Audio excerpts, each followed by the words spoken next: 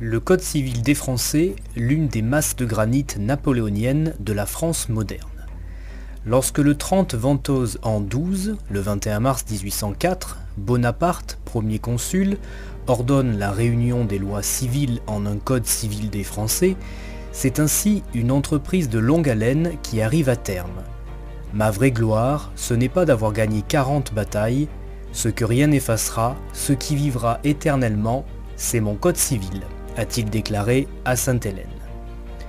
Empereur de la République, à compter de 1804, le premier consul entend mener la Révolution à son terme en y conservant tous les acquis et s'appuie notamment sur des travaux amorcés entre 1789 et 1799 pour ériger les masses de granit sur lesquelles va s'appuyer la France moderne. Lancé le 12 août 1800, le projet mit près de 4 ans à aboutir. Le premier consul nomme une commission de 4 magistrats pour faire une synthèse du projet de Cambacérès. Le document est discuté durant 109 séances du Conseil d'État, dont 57 présidées par Bonaparte. Le Code civil des Français fut promulgué le 21 mars 1804. Ce code fut le premier d'une longue série touchant à la fois le droit civil, qui concerne les droits et les rapports entre les citoyens, le droit commercial, pour organiser le commerce, et le droit pénal, pour sanctionner des infractions.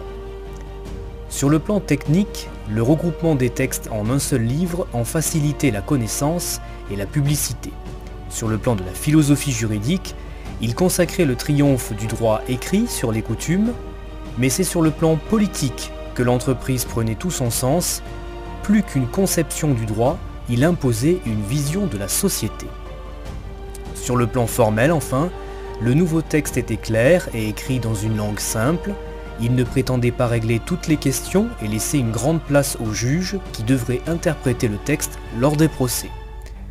Le Code civil des Français prônait notamment l'égalité de tous les citoyens devant la loi, la non-confessionnalité de l'État, point de départ de la laïcité française, l'organisation de la famille, et enfin, le droit de propriété était déclaré absolu.